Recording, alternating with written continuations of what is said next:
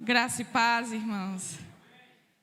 A paz do Senhor a todos que estão aqui conosco e os que se encontram em casa também. Seja a maravilhosa, bondosa, graciosa paz do Senhor Jesus. Bom dia a todos. Muito bom rever alguns irmãos. E há algum tempo a gente não via pessoalmente.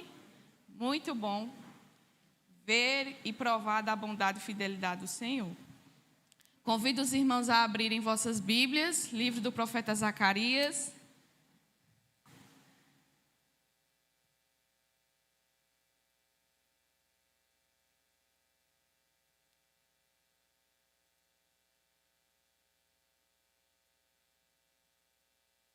Capítulo de número 7.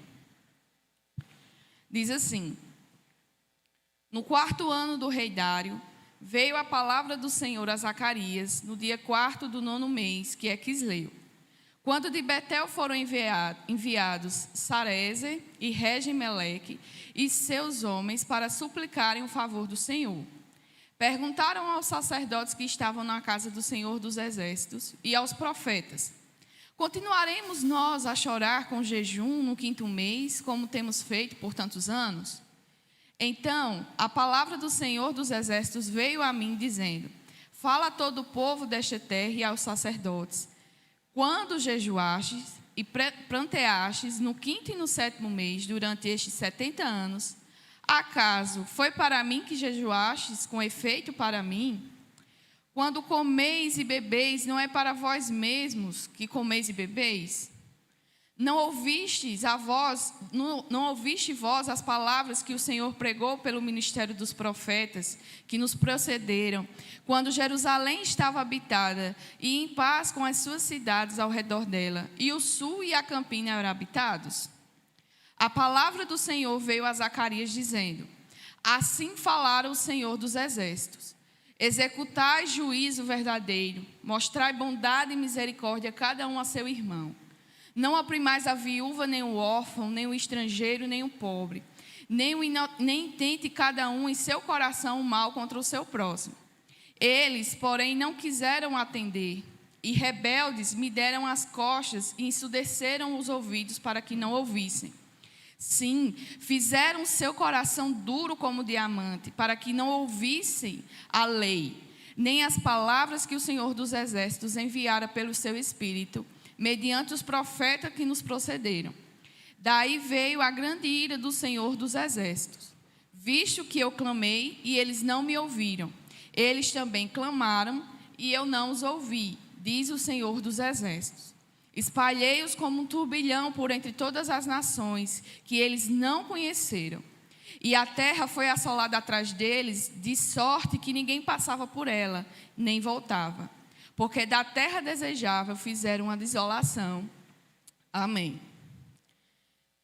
Senhor, nosso Deus e Pai, queremos bendizer e glorificar o Teu santo nome, pois a Tua bondade, Senhor, e misericórdia são derramadas sobre nós todos os dias. Agradecemos, Senhor, por esta rica oportunidade que mais uma manhã, mais um domingo de manhã, o Senhor nos concede de estarmos em Tua casa para aprendermos a Tua palavra.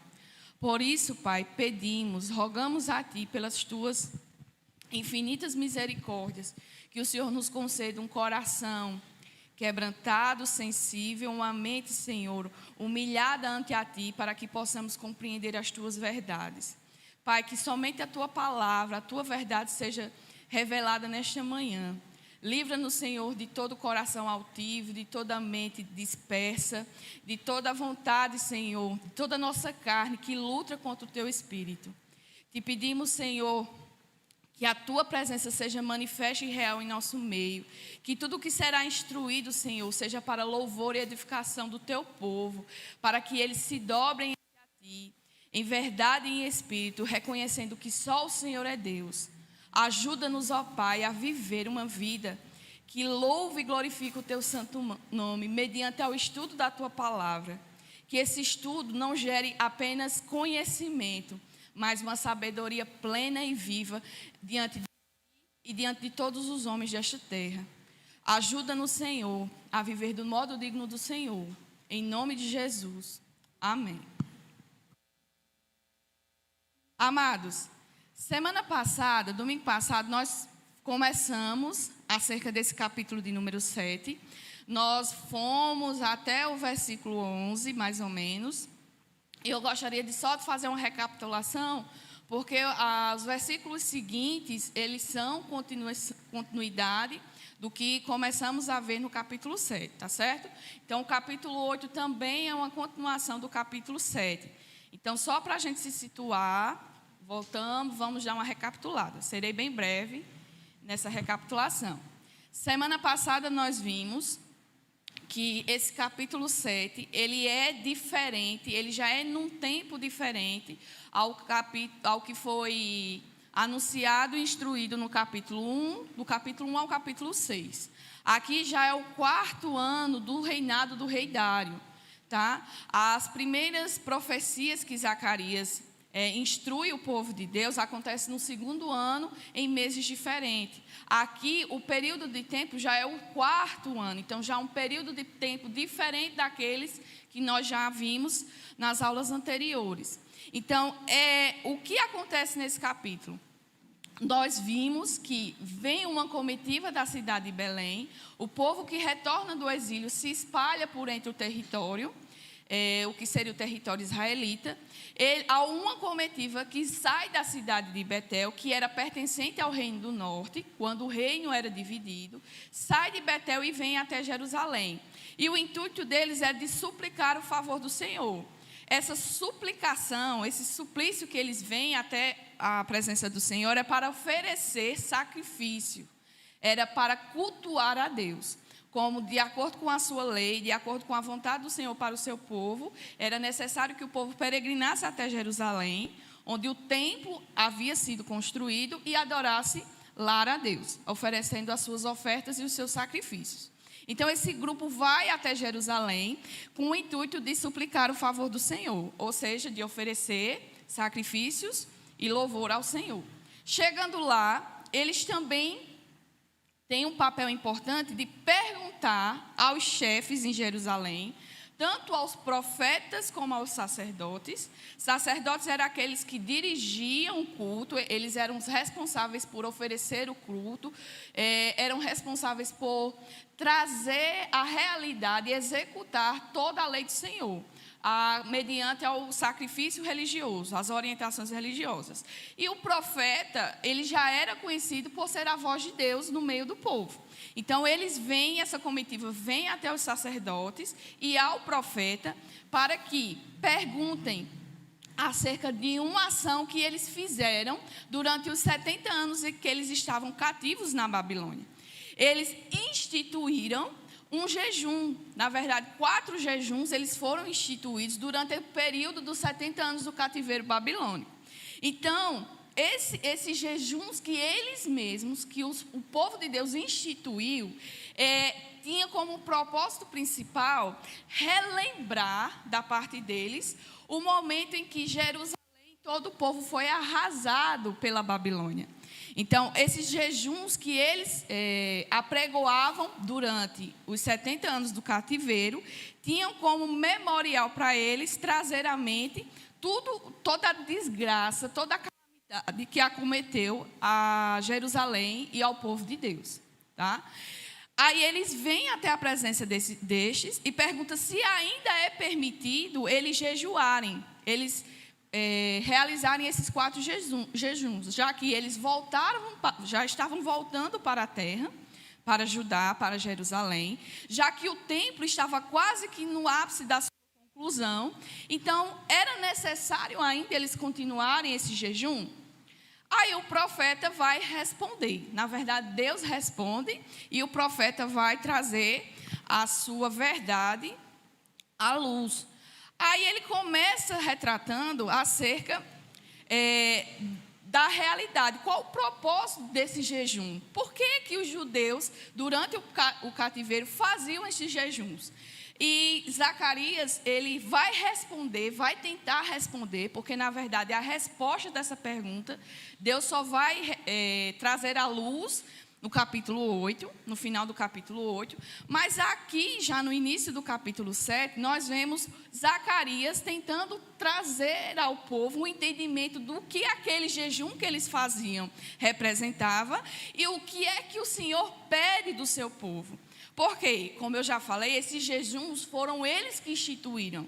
Eles instituíram por quê? Como memorial da desgraça que veio sobre Jerusalém, sobre o seu povo, tá? Eles trouxeram isso e eles apregoaram isso durante 70 anos. Só que Deus aqui vai mostrar a sua verdadeira intenção. Por quê? O jejum, ele é instituído. Deus só pede que o jejum dentro do povo de Deus seja executado num momento específico. E eu falei isso semana passada. No dia da expiação. Era necessário que o povo, então, jejuasse. Fora dessa realidade, não era uma instituição divina. Já era uma ação humana. Tá?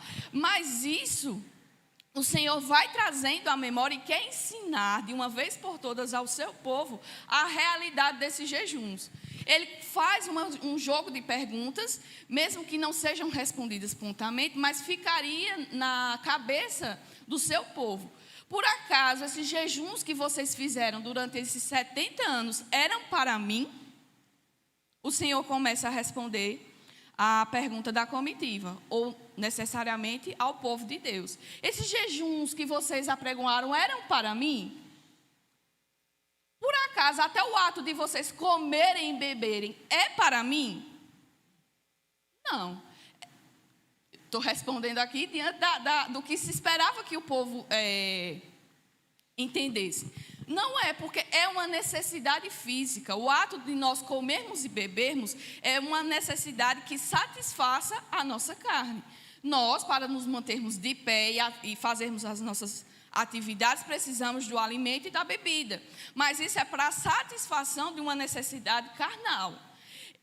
E ele faz esse mesmo tipo de relação com o jejum que eles estavam pregoando. Esses jejuns que vocês estão fazendo, ou fizeram, ou querem deixar de fazer, em nenhum momento foi para mim, porque eu não instituí isso. E o jejum, ele tem como papel principal sacrificar ou mortificar o desejo da carne. Quando vocês jejuam, quando vocês estão nesse propósito de jejum, vocês não estão jejuando para Deus. Ou vocês não estão oferecendo uma oferta de sacrifício a Deus. Aí eu estou negando o meu desejo, eu estou negando a minha carne. Que tomara que Deus reconheça isso como um zelo, como um favor. Deus está ensinando ao seu povo que o jejum serve apenas para nós mesmos. Para que nós mortifiquemos o nosso desejo, mortifiquemos a nossa carne e estejamos sensíveis à vontade de Deus. Porque quando nós alimentamos a nossa carne, nós deixamos de fazer a vontade de Deus. Porque é mais fácil, é mais agradável eu satisfazer a minha vontade do que satisfazer a vontade de Deus. E Deus está mostrando ao seu povo, como já mostrou com os profetas anteriores, que o problema do povo não era na questão da prática religiosa, mas do intento do coração do ser humano. Porque eu posso estar aqui, vir e cultuar, participar de todos os cultos, participar do culto de oração, participar da escola dominical, participar de agrupo, participar do culto de adoração. Eu posso participar de todos os estudos que aqui nesta casa oferece para o crescimento da comunidade cristã. Porém, meu coração não estiver inclinado para satisfazer a vontade de Deus, de nada vai servir o meu sacrifício de louvor, de nada vai sacrificar as minhas ofertas de oração, de nada vai servir o meu jejum, de nada vai servir o meu estudo, porque será apenas conhecimento. E é isso que Deus, desde o início, ensina ao seu povo. Porém, como somos de coração obstinado e duros, nós não queremos atentar. E o que é que nós queremos fazer? Nós queremos atribuir outras coisas, outras necessidades. A gente quer acrescentar algo a mais, porque a gente acha que aquilo que Deus determinou na sua palavra não é o suficiente. Aí o que é que a gente se propõe? A gente se propõe a trazer coisas que Deus não permitiu, a fazer coisas que Deus não autorizou, como uma oferta de sacrifício. Ou Deus vai ver a minha luta, Deus vai ver as minhas ações e com isso vai me recompensar. Só que precisamos entender que com Deus não há barganha. Com Deus nós não barganhamos, não é uma luta de eu dar e Ele me retribuir aquilo que eu fiz. Por quê? Porque tudo que era para eu e você fazermos, já foi feito. E já foi consumado na cruz. Porque tudo aquilo que Deus determinou na sua palavra e queria que o seu povo fizesse, um único homem fez de forma plena e absoluta. Cristo Jesus. Ele já fez. Então, eu não tenho necessidade e eu não preciso acrescentar mais nada a isso. Porque a obra já foi consumada. Basta o que se espera de nós, o que se espera de mim e de você, como povo de Deus. Obedecer a sua palavra. E isso é um ensino, olha, bem mais antigo do que nesse período dos profetas. Já na época dos reis, já na época dos juízes, já na época de Moisés, Deus pede para que o povo obedeça. O princípio de toda sabedoria é amar e temer a Deus, já dizia Salomão. Esse é o princípio de toda sabedoria. Esse é o verdadeiro temor a Deus. Obedecer aos seus mandamentos, obedecer à sua vontade. Você não precisa trazer mais nada, você não precisa fazer mais nada, porque tudo já foi feito. Você só precisa obedecer. E semana passada nós vimos que essa ação, esse zelo, esse ensino acerca do jejum não é somente para o povo pós-cativeiro babilônico. Isso já era anunciado, isso já era ensinado antes mesmo do povo ser levado cativo para a Babilônia. Nós lemos o texto em Isaías e retrata basicamente tudo o que nós estamos vendo aqui em Zacarias. Tá? Não é o sacrifício, não são seus atos externos de religiosidade que vão agradar a Deus, mas é você obedecer à sua vontade. É você obedecer a sua palavra. São esses os princípios que Deus exige do seu povo. E quando a gente atende e entende essa realidade, a gente vê que realmente não precisa de mais nada. Aí tem gente que ensina assim, vai lá, se sacrifica, né? Faz aquilo, dê o seu máximo, se esforce. Meus irmãos, isso já foi feito. Cristo já fez isso por nós.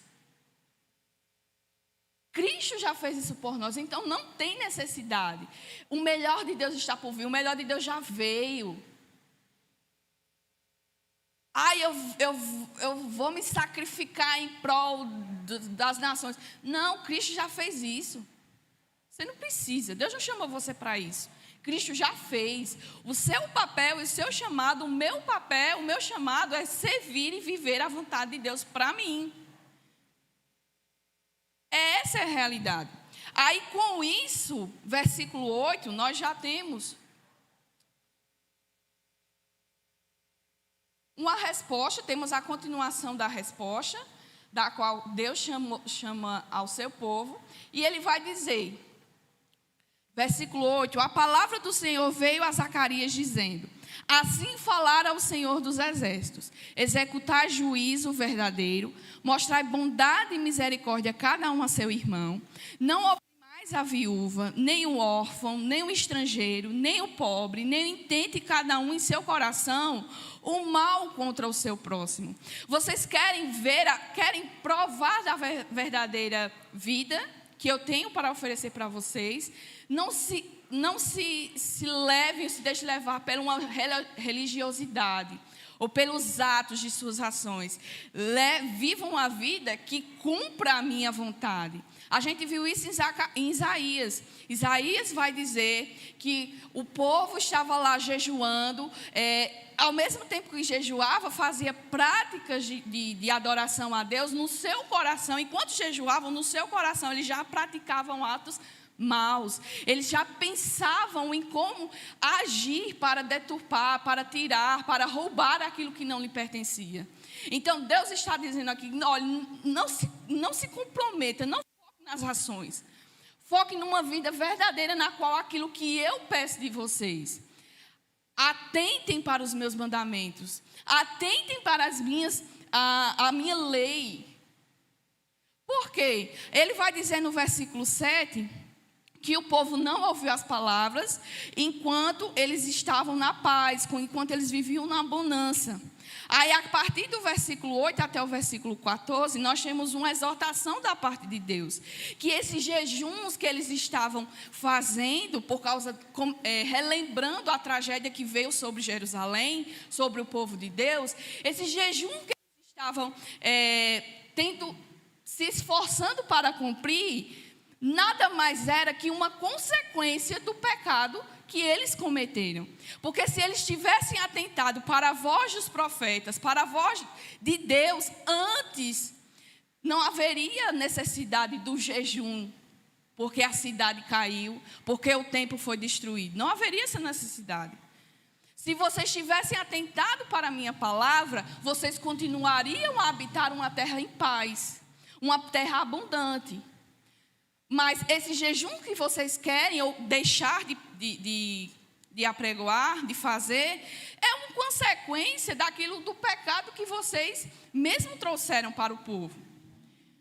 Aqui nós temos a necessidade de entender que o pecado é o maior de todos os males que pode vir sobre o ser humano. Por quê? Por que o pecado é o maior de todos os males? Porque a gente tem uma visão de uma vida em Cristo, de uma vida em Deus, que a nossa vida deveria ser bem abençoada, deveria ser próspera, porque nós somos povo de Deus. Deus não é o criador de todas as coisas. A Deus não pertence todo o ouro, toda a prata, não é? Aí a gente tem essa sensação de que nós somos bem-aventurados quando nós estamos na bonança. Aí a gente não atenta para a malignidade do pecado, porque a gente acha que o mal que pode nos sobrevir é a pobreza. A gente se preocupa que o mal que pode nos sobrevir é a doença, é a enfermidade. É o pior de todos os males, eu não ter saúde. A gente diz até assim, né, quando vai desejar parabéns para alguém, que Deus lhe cubra de toda a saúde, porque sem saúde a gente não é nada. Não é assim que a gente costuma dizer? A gente acha que o maior mal que pode vir sobre o ser humano é a perseguição que pode nos acontecer. Mas deixa eu te lembrar que o maior mal que vem ao sobre de todo modo, o maior mal que vem a acontecer sobre o ser humano é o pecado. Porque ele nos afasta de quem provém todas as bênçãos. Por que o pecado é tão mau? Porque ele nos afasta de Deus, daquele que nos sustenta. O pecado nos afasta daquele que nos perdoa. O pecado nos afasta daquele que nos salva, daquele que nos limpa, daquele que nos leva uma vida de regeneração, que não nos deixa entregue a nós mesmos. Por isso que o pecado é tão mau. E é isso que Deus quer que o povo veja. O pecado afastou vocês de mim. O pecado que vocês desejaram e fizeram de todo o coração levaram vocês a essa ruína. Então esse jejum que vocês apregou não é por minha causa, é para satisfazer a vontade de vocês. Porque isso veio sobre vocês, não foi porque eu quis, porque eu anunciei. A minha palavra eu tornei conhecida a vocês. O pecado de vocês eu trouxe à luz. Mas o que foi que vocês fizeram? Vocês, versículo 11. Eles, porém, não quiseram atender. E rebeldes me deram as costas e ensurdeceram os ouvidos, para que não ouvissem. Sim, fizeram seu coração duro como diamante, para que não ouvissem a lei, nem as palavras que o Senhor dos Exércitos enviara pelo seu Espírito, mediante os profetas que nos procederam. Daí veio a grande ira do Senhor dos Exércitos. Veja que mais uma vez Deus mostra ao seu povo o pecado. Por que veio todo esse mal sobre Jerusalém? Por que veio todo esse mal sobre o povo de Israel? Porque deixaram de executar o juízo verdadeiro. Porque deixaram de mostrar a bondade e a misericórdia. Porque deixaram de ofertar a justiça em favor da viúva, em favor do órfão, em favor do estrangeiro, em favor do pobre. Por causa do coração de vocês que intentaram fazer o mal contra o seu próximo. Foi por causa disso que o mal veio sobre vocês. Porque vocês deixaram de ouvir a minha voz. Porque vocês se afastaram de mim. E como é que eles se afastaram? Viraram as costas para a lei do Senhor. Não quiseram atender. Em rebeldia, viraram as costas para Deus. Ensurdeceram os ouvidos. E fizeram um coração duro como diamante. O diamante, a gente sabe que é o material mais duro que existe na natureza. É quase que impenetrável. Para você poder trabalhar o diamante, você precisa de muito esforço, muito trabalho. Porque é o material mais duro e resistente que existe na natureza. Então, essa comparação de diamante, não é porque o homem é ouro puro de Ofir, não é porque o homem é o melhor da terra, não é o melhor de Deus, da criação, não. Esse diamante aqui, ele traz uma questão mostrando a dureza do coração.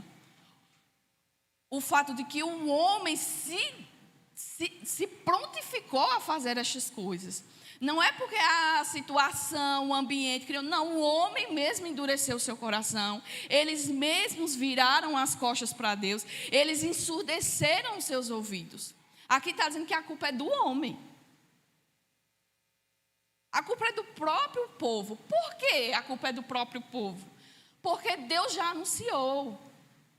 Deus havia anunciado, Deus havia chamado, a gente viu isso com os profetas menores, quando a gente já estudou. Que Deus anuncia o pecado do povo e chama o povo ao arrependimento. Se arrependam, voltem para mim, não é isso que a minha lei exige de vocês. Transformem o coração de vocês. Atentem para a minha verdade, para a minha justiça. É essa que vai trazer bondade e paz para vocês. Porém, viraram as costas, deixaram de ouvir a voz de Deus. E aqui mostra que a palavra que foi anunciada não foi a palavra mediante a homem, mediante aquilo que o homem viu, a dureza, a malignidade, e quis chamar o povo para isso. Mas foi o próprio Espírito de Deus que capacitou os profetas para essas ações. Então é o próprio Deus que anuncia, que anunciou, na verdade, tanto o mal como o juízo que viria, se o povo não obedecesse. Porém, o povo não obedeceu. E como consequência, veio a grande ira do Senhor. E essa ira ainda estava muito fresca na mente deles, porque eles tinham acabado de voltar do exílio babilônico, que foi justamente a manifestação da ira de Deus por causa do pecado do seu povo. Isso nos mostra e nos relembra mais uma vez que, por sermos filhos, por sermos povo de Deus, não estamos isentos de receber a medida justa da ira do Senhor, de sermos repreendidos pelos nossos pecados, porque Deus repreende a quem ama. Assim como um pai repreende ao seu filho, porque nenhum pai, a não ser que seja louco de perder o juízo, quer que seu filho viva uma vida de condenação, de erro e engano.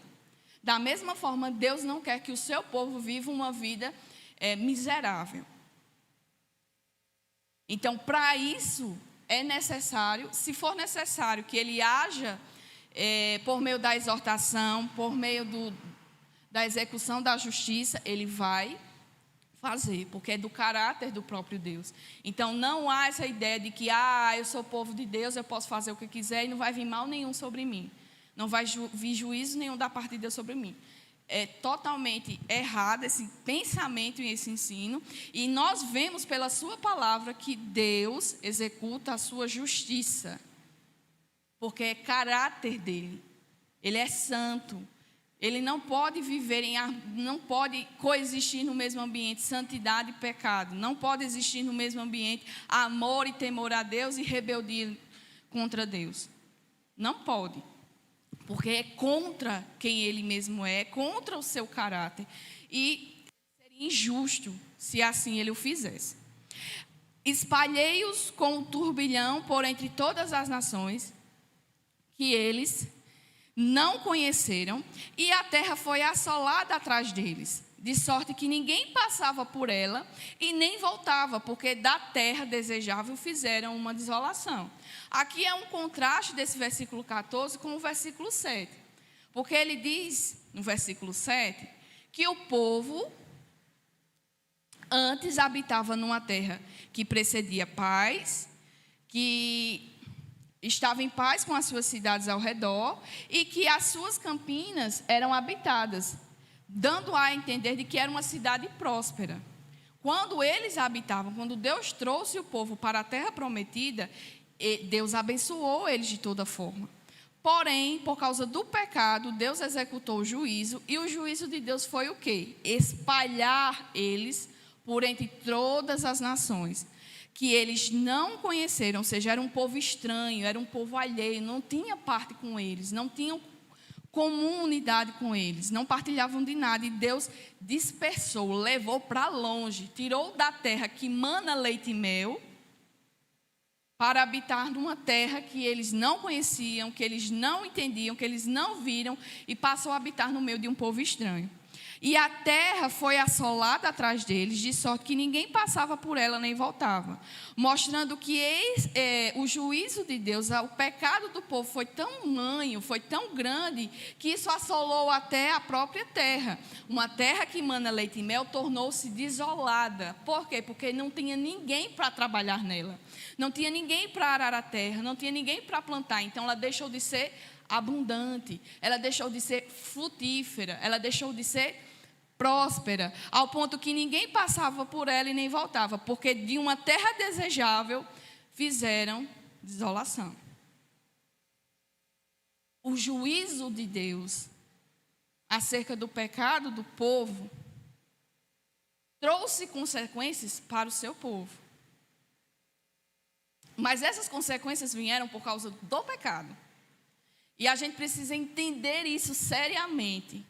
Eu já disse que o pecado é o maior de todos os males, porque a doença vem, a pobreza vem, a falta de escassez vem, mas nada disso nos afasta de Deus.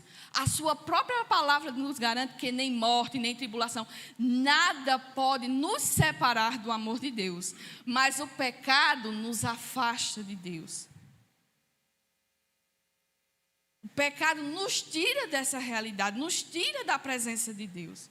Por isso que ele é tão maligno, por isso que ele traz tanto mal. Porque ele nos tira da presença daquele que pode nos abençoar com toda sorte de bênçãos. E quando eu falo toda sorte de bênçãos, eu não me refiro apenas material. E a gente precisa trabalhar na nossa mente essa ideia de que bênçãos da parte de Deus sobre nós não significa apenas bênçãos materiais. Quando a gente pede para que as bênçãos de Deus sejam derramadas sobre o seu povo, não é para que o povo prospere financeiramente, não é para que o povo cresça também numericamente, porque número não quer dizer nada. Nós podemos ter uma casa cheia, mas se essa casa cheia não tiver ninguém com o coração quebrantado, sincero, voltado para cumprir e amar ao seu Deus e temer ao seu Deus, serviu de nada. É só um ajuntamento de pessoas. É só um ajuntamento de pessoas. Então, quando a gente pede para que as bênçãos de Deus sejam derramadas sobre o seu povo, são bênçãos espirituais. São aquelas bênçãos que nos fazem perseverar na nossa fé. É o reconhecimento de que o Senhor é soberano sobre todas as coisas. É ter um conhecimento e ter essa certeza no meu coração de que eu posso passar por qualquer prova, por qualquer tribulação, mas eu sei que o Senhor estará comigo ao meu lado. E que eu poderei transpassá-la, porque não por minha força, mas porque o Senhor está comigo. Eu posso enfrentar a enfermidade, porque eu sei que ela não pode me separar do amor de Deus. Eu posso enfrentar até a morte, porque a palavra de Deus nos garante, para aqueles que morrem em Cristo, eles herdarão o reino de Deus. Então, nessa realidade, Eu preciso entender que as bênçãos de Deus sobre a minha vida são maiores e melhores que bênçãos materiais. Por quê? Porque isso aqui é passageiro. Isso aqui é passageiro. E Deus quer ensinar ao seu povo a não viver firme nesta terra, porque ela vai se findar. Mas que possamos alcançar o prêmio máximo, a coroa da vida. E que até lá, como peregrinos, as bênçãos de Deus sejam abundantes sobre nós, para que nós possamos perseverar até o último dia. Ou até Cristo me levar, ou até Ele voltar. Então, bênçãos de Deus sobre mim e sobre você, é essa realidade. É essa realidade. Então, voltando já para o texto, seguimos para o capítulo 8, que é a segunda parte, dessa parte final, é a conclusão dessa primeira parte do livro de Zacarias. E esse capítulo 8, ela é uma continuação do que é dito e descrito aqui no capítulo 7. No capítulo 7, nós temos uma pergunta, nós temos uma resposta, Deus vai começar a responder o seu povo, e nós temos um chamado à exortação. Deus exorta o seu povo para a realidade. E isso, só para fechar aqui esse capítulo 7, a gente precisa entender a necessidade da ética cristã. Quando eu me relaciono com Deus, ela não pode estar desassociada do meu relacionamento com o próximo. Por quê?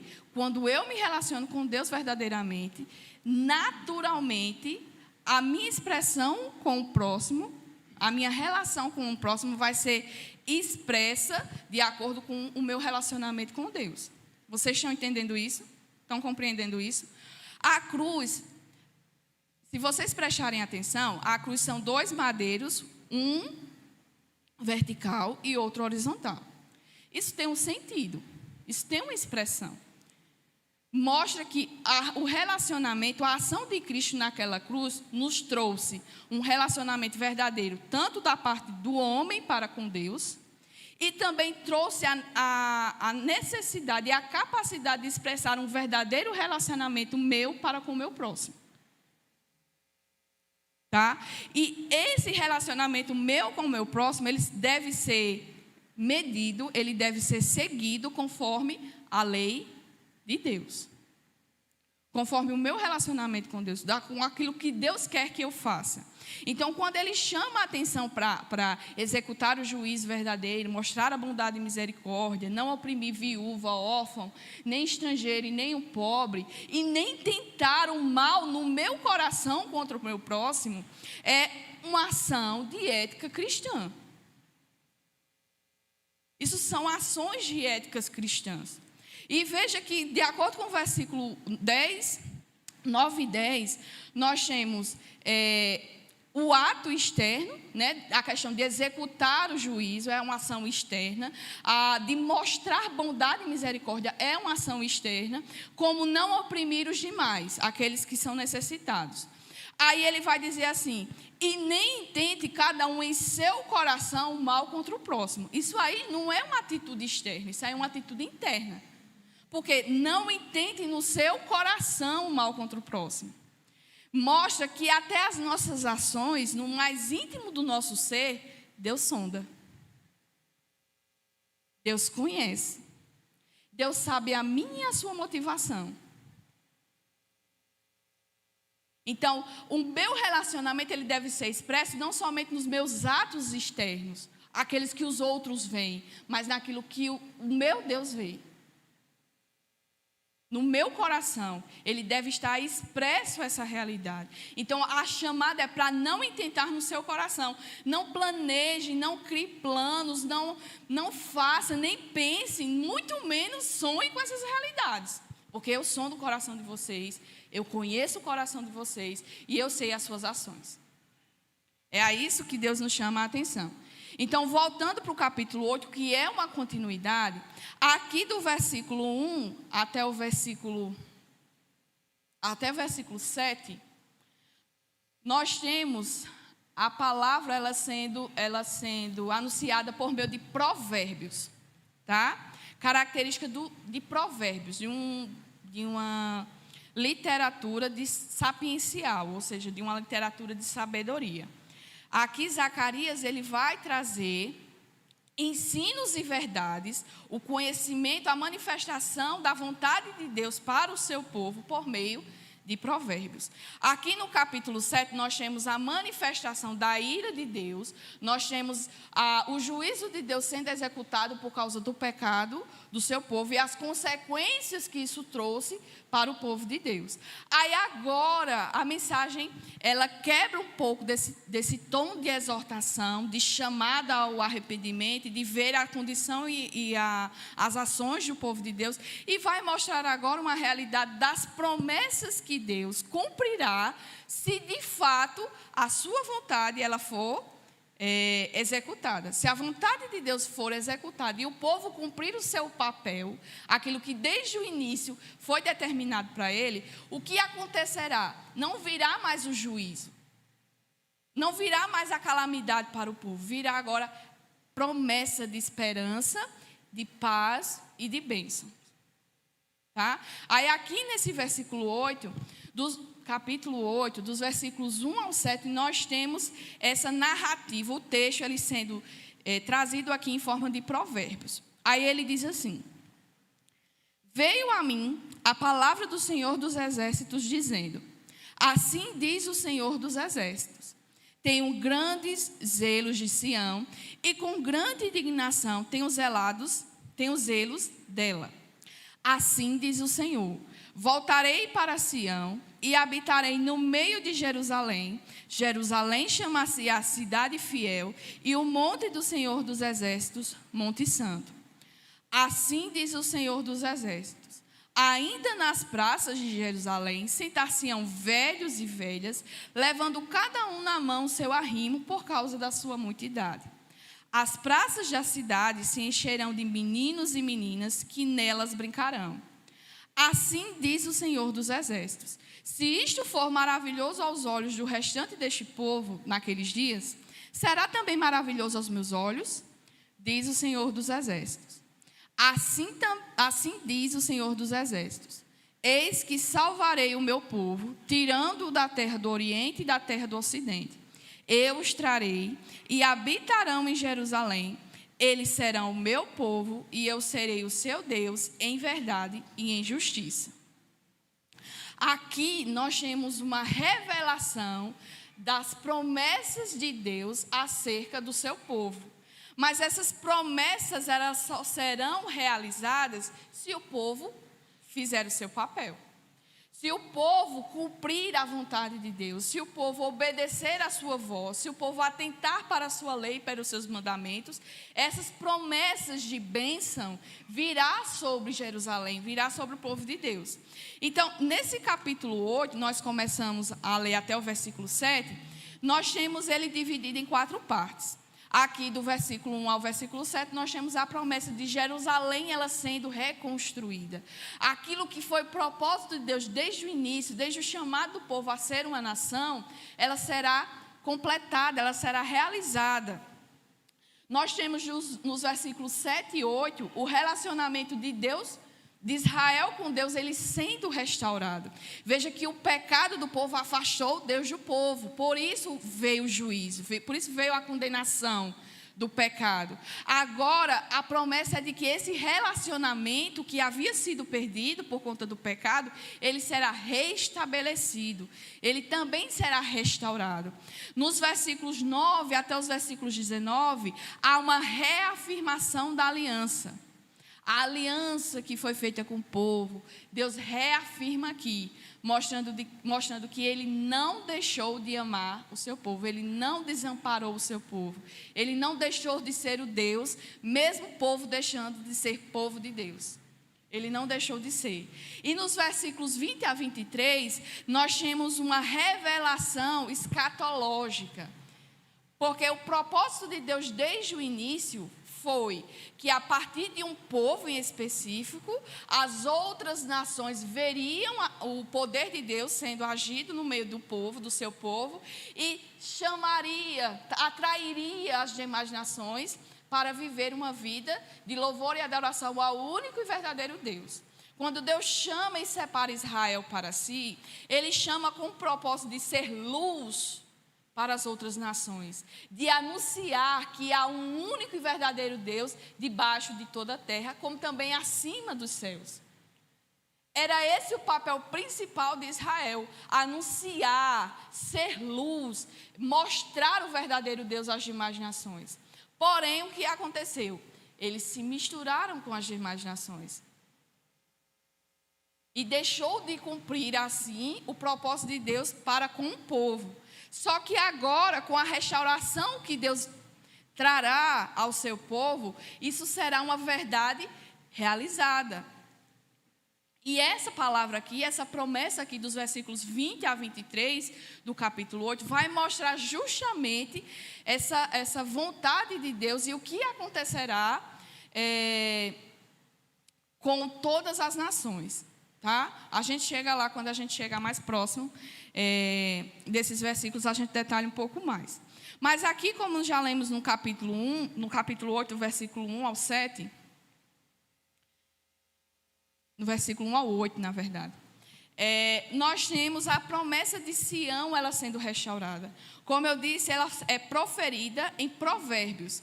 São partes que são ditas de forma soltas e que são agrupadas aqui para mostrar esse ensino. Assim diz o Senhor dos Exércitos: tem um grande zelo de Sião, e com grande indignação de zelo, e com grande indignação tenho zelo por ela. Esse zelo aqui, Deus já revelou lá no capítulo 1, versículo 14, que diz assim: e este me disse, clama, assim diz o Senhor dos Exércitos, com grande empenho estou zelando por Jerusalém e por Sião. Esse zelo, esse cuidado, essa atenção que Deus tem para com o seu povo, já havia sido anunciado, já havia sido descrito no capítulo 1, e ele chama novamente a atenção, que as ações que aconteceriam a partir de então com Jerusalém, com o seu povo, era uma marca, era uma característica do cuidado e do zelo do Senhor. Tá? O cuidado e o zelo do Senhor. E esse zelo, nós devemos atentar, nós devemos prestar atenção, que esse zelo, ele é derivado da aliança. Não é porque Deus amou a Jerusalém de uma forma incondicional, mas é por causa da aliança que ele firmou, ainda com Abrão, lá em Gênesis. Por causa dessa aliança que foi formada, é que Deus tem zelo. Por quê? Porque Deus não é homem para que minta, e nem filho do homem para que se arrependa. Aquilo que ele se comprometeu a fazer, ele irá fazer. Isso mediante a aliança que foi feita. Se a gente prestar atenção, Gênesis 15 vai mostrar essa aliança que foi feita de Deus com Abraão.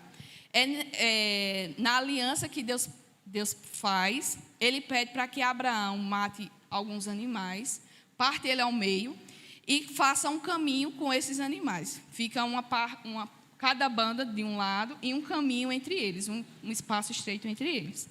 Abraão cai no sono profundo. Nesse sono profundo, ele é acometido de densas trevas. E nesse momento, Deus passa por meio dentre os animais. É Deus que passa. Quando Abraão acorda, ele só vê a parte o que seria as costas da parte de Deus.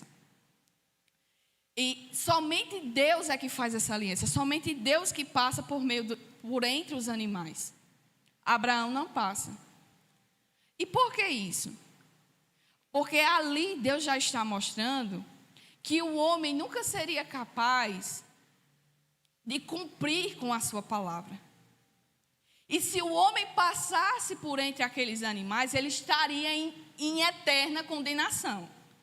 Mas Deus é quem se compromete e somente Deus passa. E quando Deus passa, Ele está falando que Ele é fiel para cumprir a sua promessa. Aquilo que ele garantiu a Abraão aconteceria.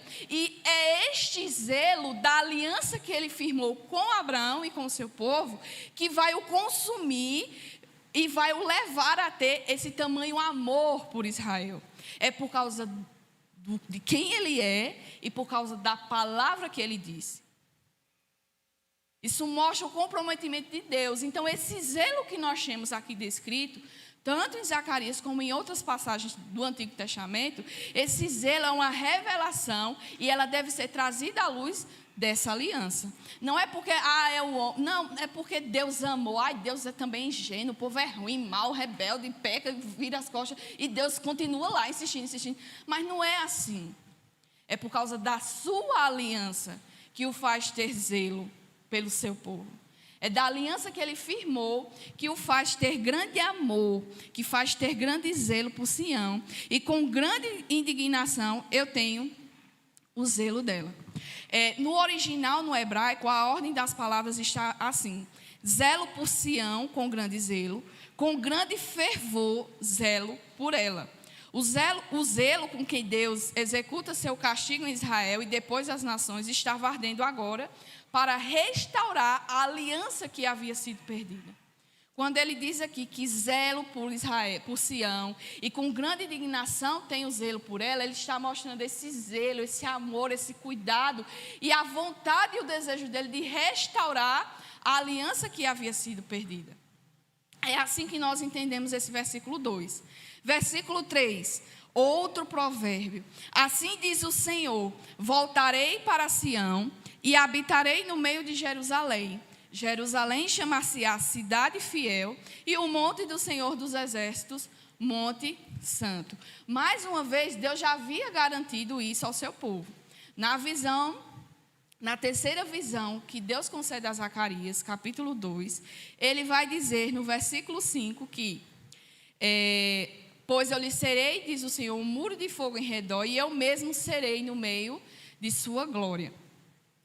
Aqui ele está trazendo mais uma vez a realidade de que o próprio Deus habitará em Jerusalém.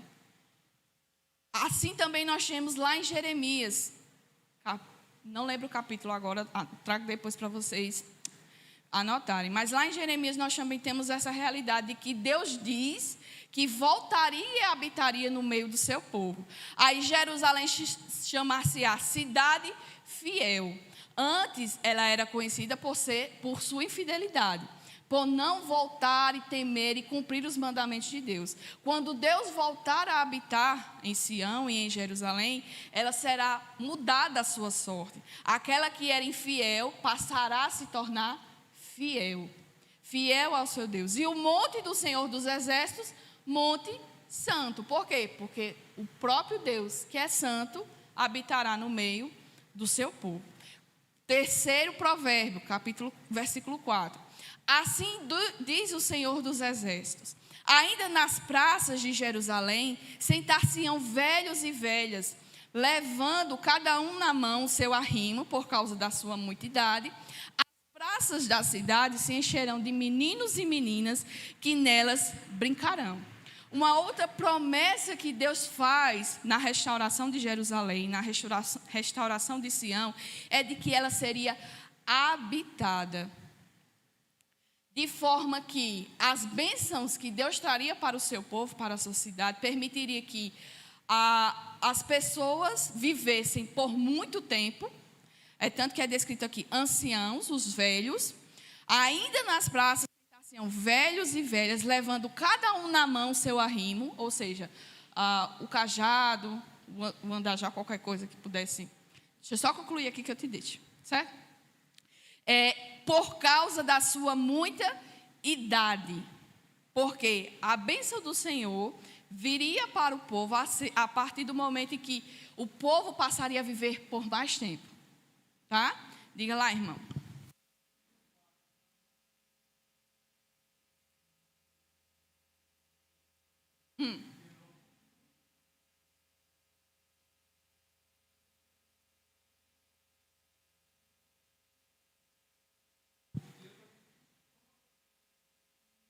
Isso.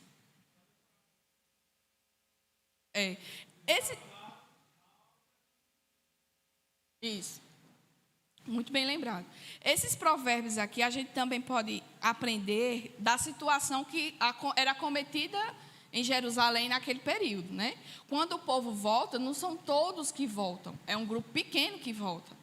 É um grupo pequeno que está retornando para Jerusalém. Não era aquele grande número de pessoas que foi levado cativo, é um pequeno grupo de pessoas. Aí aqui ele está dizendo que as bênçãos dele, que o Senhor abençoará Jerusalém ao ponto de ela ser numerosa, né? E até a questão de que a opressão, assim como aconteceu quando a Babilônia veio e saqueou e destruiu Jerusalém, porque quando eles vieram à Babilônia, mataram a fio da espada os anciãos, os mais velhos, crianças como jovens e os adultos. Então, muita gente morreu por causa da opressão, por causa dos inimigos de Deus. Aí aqui também mostra de que as bênçãos de Deus será porque o povo viverá muito tempo, por causa da sua muita idade, como também mostra a paz que se seguiria, porque eles viveriam por muito tempo, porque não teria também ninguém quem os afligisse. Que não seria possível uma morte iminente. Então, eles viveriam por muitos e muitos anos. Tá? Uma consequência também das bênçãos de Deus na restauração que o Senhor traria a Jerusalém é acerca das crianças.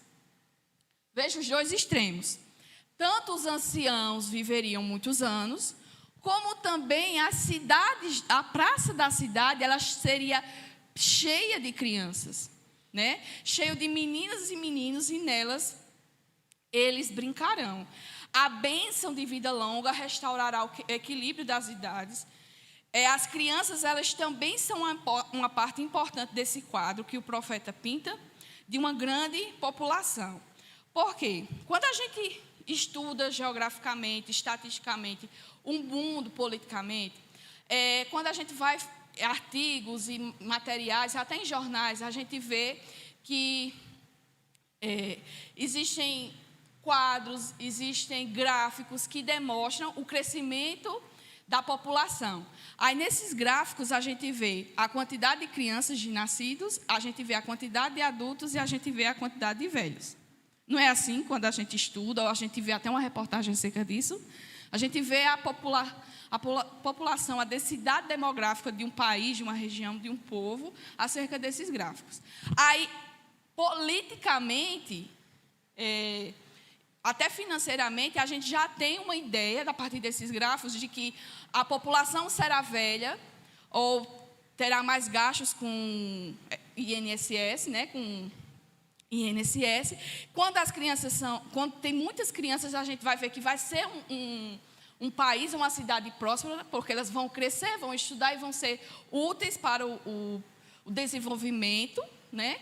A gente tem essa relação.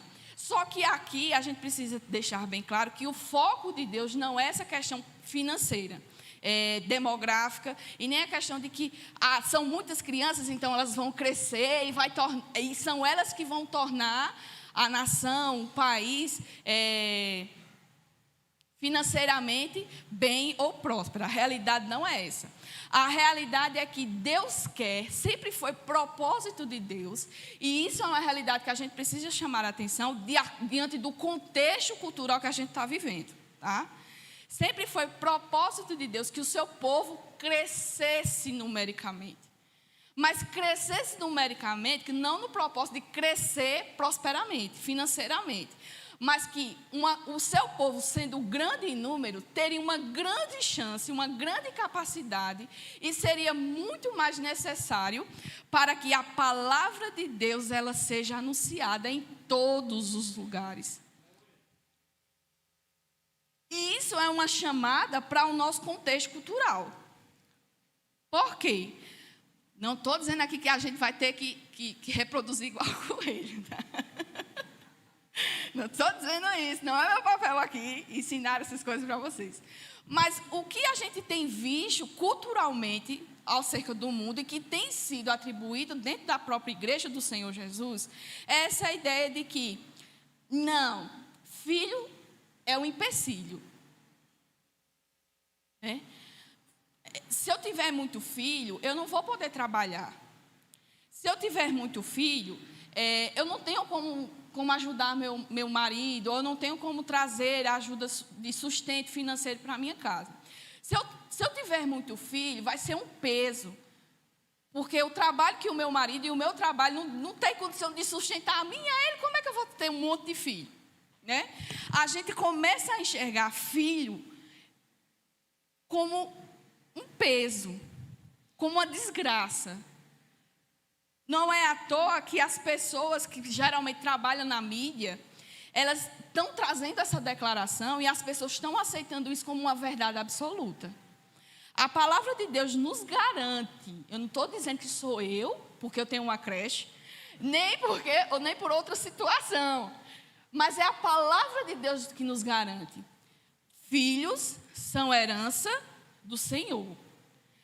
São bênçãos que Deus traz ao seu povo. Nós temos isso em Salmo 137. Nós temos outro salmo que eu não lembro agora o nome, que bem-aventurado é o homem que teme e anda nos caminhos do Senhor. A sua mulher será frutífera e os seus filhos serão como os frutos da oliveira e os frutos da videira. É sinal de bênção da parte de Deus para o seu povo. Diga, Ana.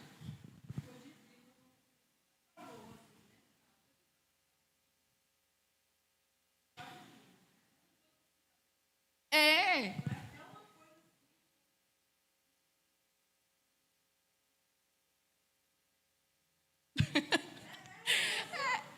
É desse jeito, é desse jeito. É.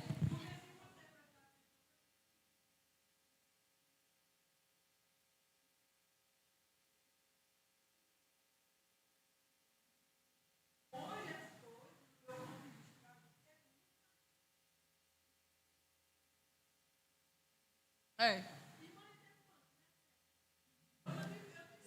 Certo.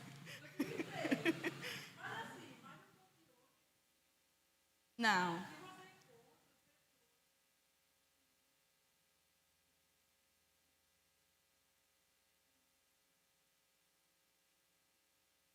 Que contradição, né? Ironia.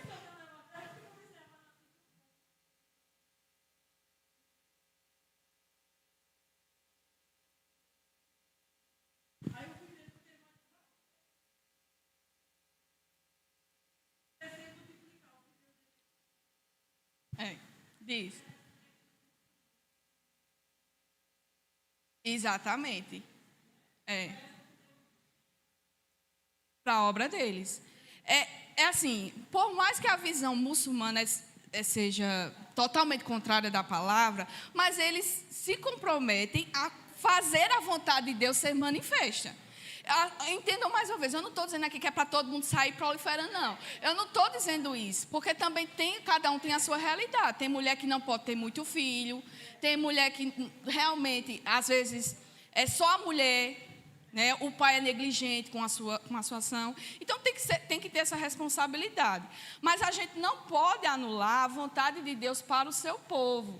Por quê? Porque eu trazendo mais filhos, já fiz minha parte, louvado seja Deus. Né? Agora deixo isso com os mais jovens, com aqueles que vão começar a vida familiar. Né? É propósito de Deus que o seu reino avance. Eu não estou dizendo que a gente vai ter filho e todos os nossos filhos serão do Senhor, mas é nosso papel instruir os nossos filhos no caminho do Senhor. Aí sabe por que a gente não quer? Porque a gente tem um coração duro. Porque nós somos egoístas e porque nós não queremos cumprir a vontade de Deus. Porque é mais fácil eu colocar a justificativa. Não, porque dá trabalho. Não, porque eu não sei. Olha, é uma responsabilidade muito grande. Olha, porque não vai dar certo. Vai me atrapalhar na minha vida, minha carreira profissional. Meu filho, você já foi. Sua carreira profissional é ser família, é ser pai e mãe, é servir a Deus, adorá-lo de todo o seu coração e anunciá-lo a Ele, a este mundo que está perdido e caído. Você já tem uma profissão que Deus lhe comissionou, que Deus lhe deu. Então, por que a gente se prende nessa matéria? Por que a gente se prende tanto nessas coisas? Porque é mais prazeroso. Porque eu vou fazer o que eu quero. A realidade seja dita, meus irmãos. Filho dá trabalho. Não vou dar aqui uma maternidade surreal, porque filho dá trabalho. Eu estou com uma criança em casa que a menina é virada no tempero. A menina é pimenta. É pimenta. Não, eu não estou dizendo isso porque eu estou pesando. Ai, meu Deus. Não, não é isso. Porque eu sei da responsabilidade. E quando a gente tem um compromisso de ter filhos, a gente tem que assumir o compromisso que nós temos, que Deus nos concede e que a gente abraça de todo o nosso coração.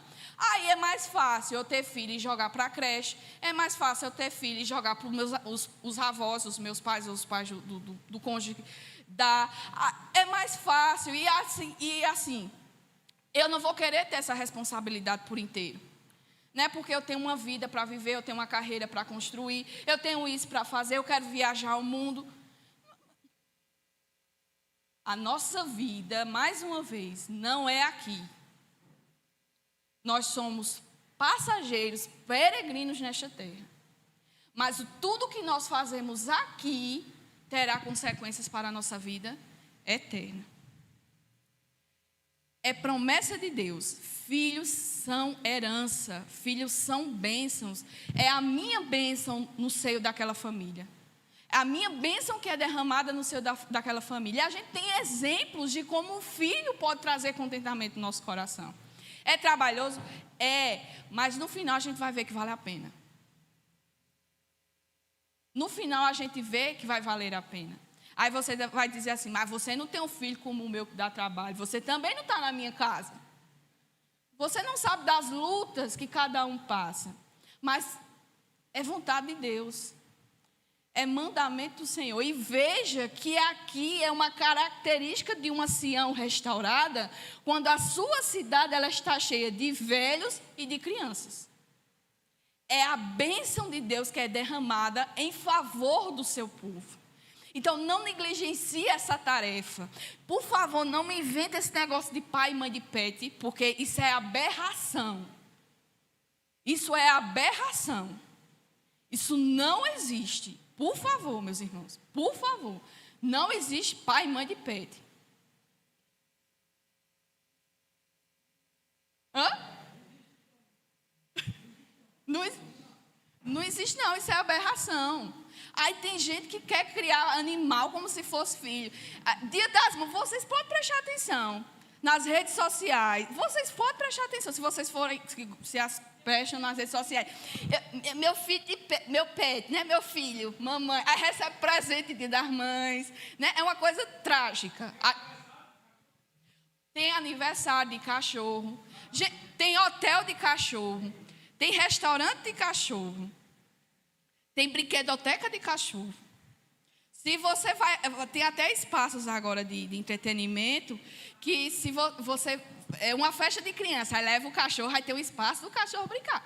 Para vocês verem a aberração. Isso é uma aberração. A gente ri, a gente brinca, porque é vergonhoso isso. Exatamente.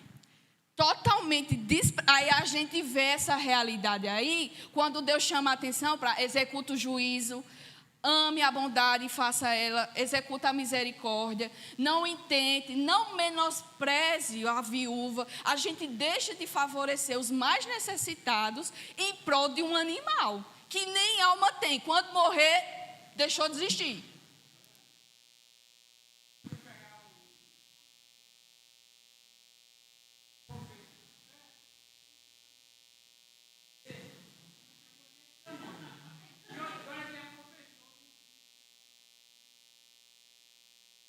Meu Deus.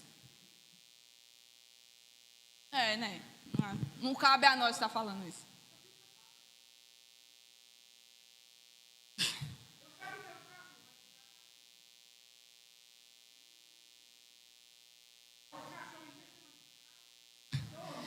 E a gente compra. A gente compra.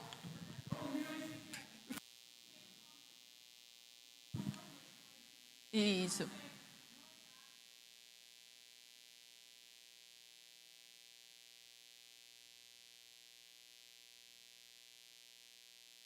É.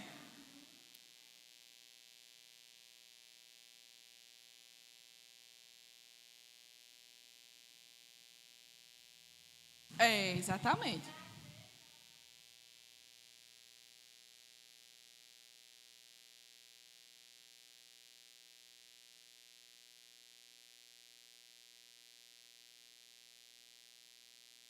É doido, né?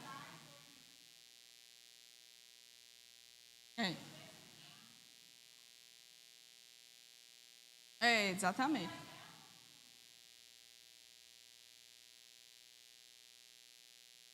Exato. Mas isso só entra no meio do povo de Deus porque o povo de Deus deixa de conhecer a verdade. Aí é como eu disse no início, a gente quer trazer coisas, acrescentar coisas à palavra de Deus. Não por causa da cultura, do contexto, mas não é.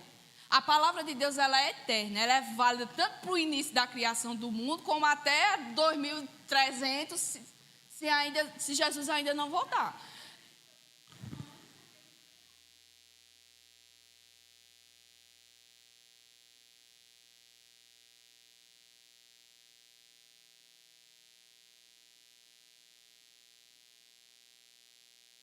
Não, não. E quando a gente tem filho, a gente quer doutrinar a criança para ser um médico, para ser um engenheiro, para ser isso, para ser aquilo. Não que isso seja errado, não que isso não tenha o seu valor na sociedade, mas é porque nós estamos totalmente desprovidos da maturidade espiritual. Essa é a realidade. A gente não tem desejo em conhecer a vontade de Deus. E quando a verdade ela é anunciada, a gente rejeita. Assim como o próprio povo de Deus rejeitou. A gente quer tapar os nossos ouvidos. Não, porque essa verdade ela pode ser aplicada para aquele contexto, mas para nós não. E não é isso que a palavra de Deus nos ensina. Como eu já falei, ela é eterna. Daqui a 300 anos, vai ser ela, continuará sendo, porque é a palavra do Deus vivo. Ela é inerrável, inerrante. Nela não há sombra de variação. A mesma coisa que Deus escreve lá em Gênesis, Ele continua a escrever até chegar ao Apocalipse. Não há mudança, não há variação. Então, é necessário, é chamado ao povo de Deus conhecer o seu Deus. Porque quando a gente conhece o nosso Deus, a gente vai viver uma vida de temor. Aí o que acontece no meio do povo de Deus, no meio da igreja? A gente vê pessoas que desprezam o nome do Senhor.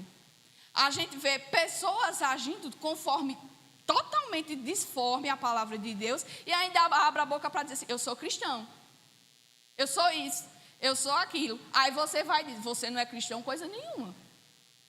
Você não é cristão coisa nenhuma. Você pode ser o que você acha que você é, mas cristão você não é. O que falta para o povo de Deus é esse conhecimento, essa maturidade e tomar isso como uma verdade. Porque a gente escuta, a gente lê, a gente ouve, a gente aprende, mas se a gente não tomar isso como uma verdade absoluta como ela é, a gente vai cair sempre nesse mesmo erro. Aí o que acontece? O mundo vai entrando, aí a gente acha a mensagem do mundo bonitinha, né? A mulher é feminista. A mulher tem que ter os seus direitos iguais.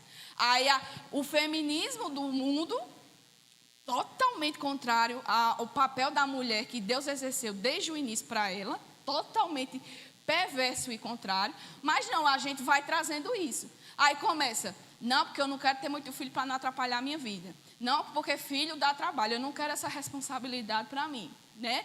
Aí outros usam até da justificativa, não, porque o mundo está muito mal. O mundo... Toquei, não foi, Ana? O mundo está mal. Para que eu vou trazer mais filho nesse mundo caído, nesse mundo perverso? Meu irmão, o teu filho pode ser a esperança daquele povo, da uma geração futura, para que ele não caia mais ainda na perversão que ele se encontra.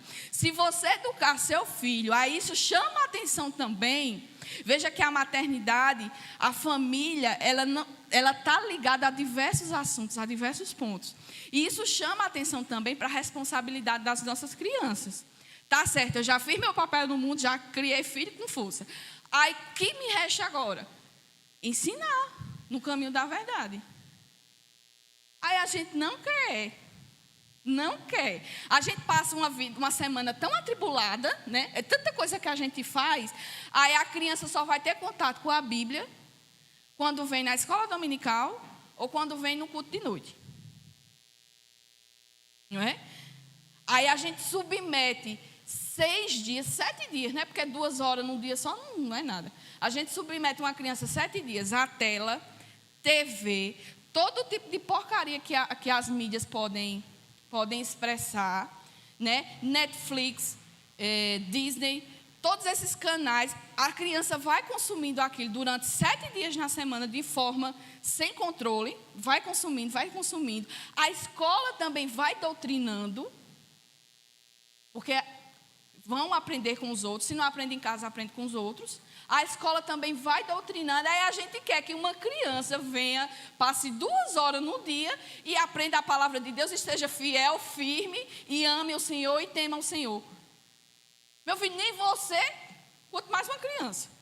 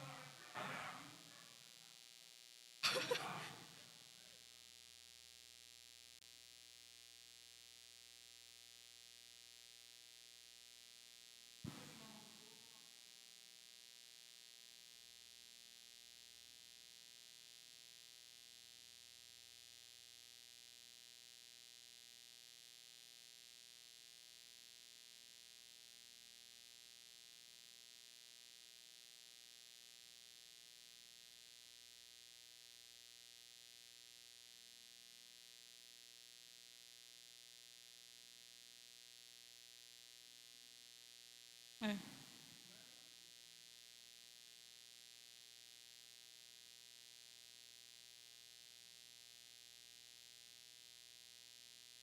É.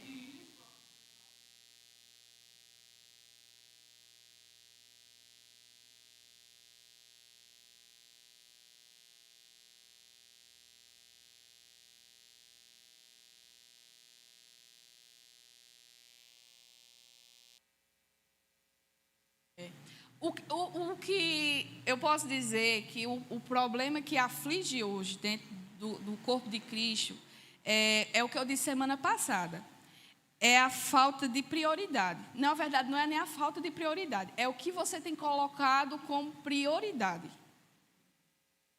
Qual a sua prioridade? Aí isso nos leva a refletir. Vamos lá, ser filosóficos. A gente nos leva a refletir a várias coisas. Qual é a minha identidade?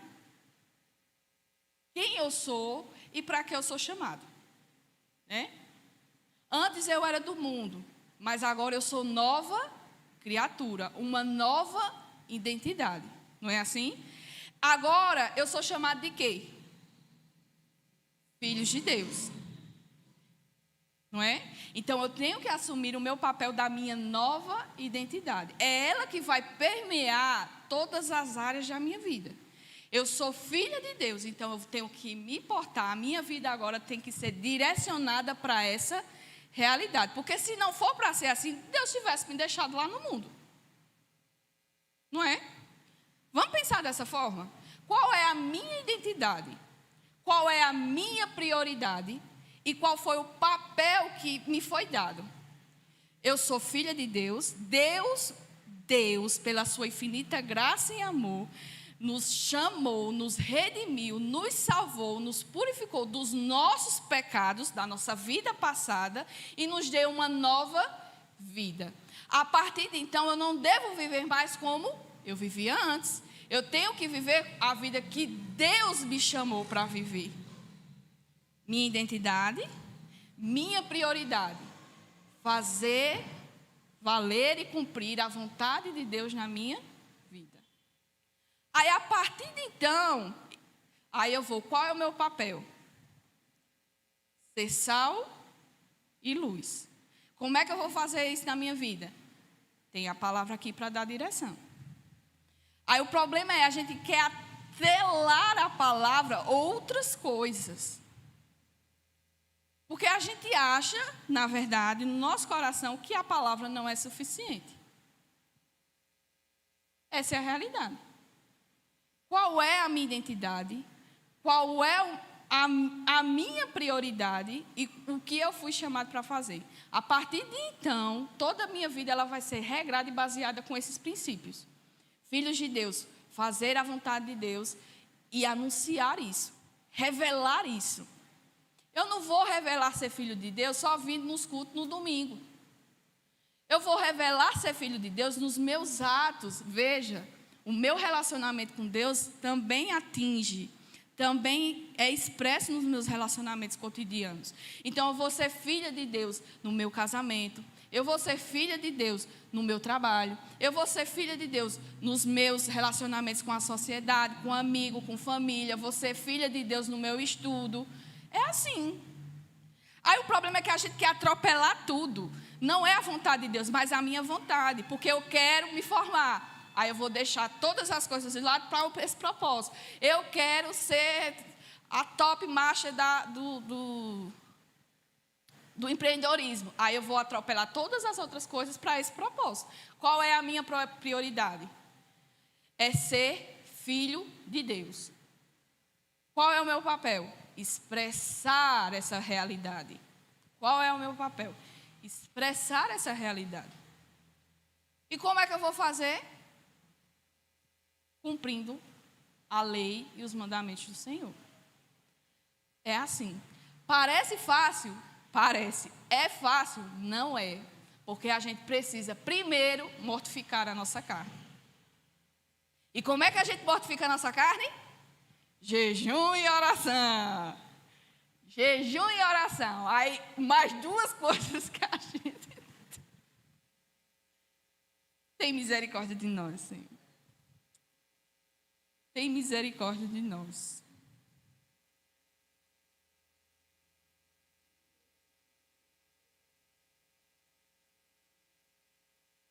Não, a gente não confia. A gente sabe. Olha, a gente sabe que Deus é o Criador de todas as coisas. A gente sabe que de Deus provém todas as coisas. A gente sabe que Ele é o nosso sustento, nosso socorro, nossa fortaleza. Nós sabemos que se andarmos com Ele, Ele é fiel e justo, nos derramará toda sorte de bênçãos espirituais. Nós sabemos que se caminharmos os seus caminhos, nós herdaremos a coroa da vida e estaremos com Ele e cearemos. Nós sabemos de todas essas coisas. O problema é, a gente vive essa realidade? A gente crê nisso de todo o nosso coração?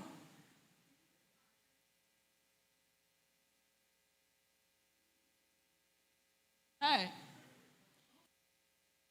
Precisamos mortificar a nossa carne para podermos declarar com toda a verdade: seja feita a tua vontade. Só assim. Só assim.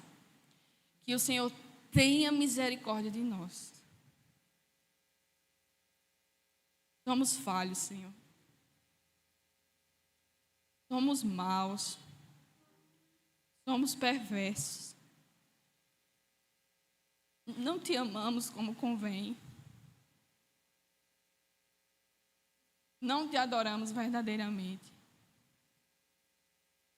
Tu sonda e conheces nosso coração.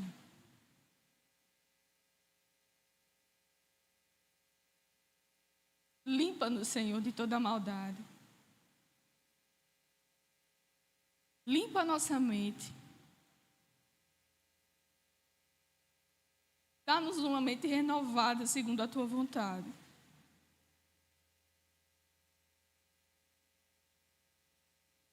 E o meu eu não cresça.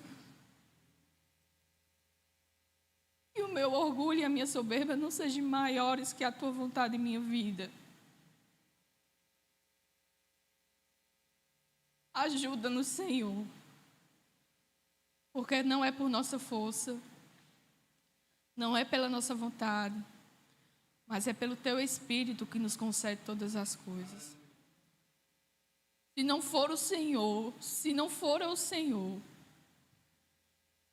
estaremos perdidos, achando que estamos adorando e vivendo para Ti, quando na verdade estamos voltados para o nosso próprio umbigo, fazendo a nossa vontade, servindo ao nosso próprio Deus.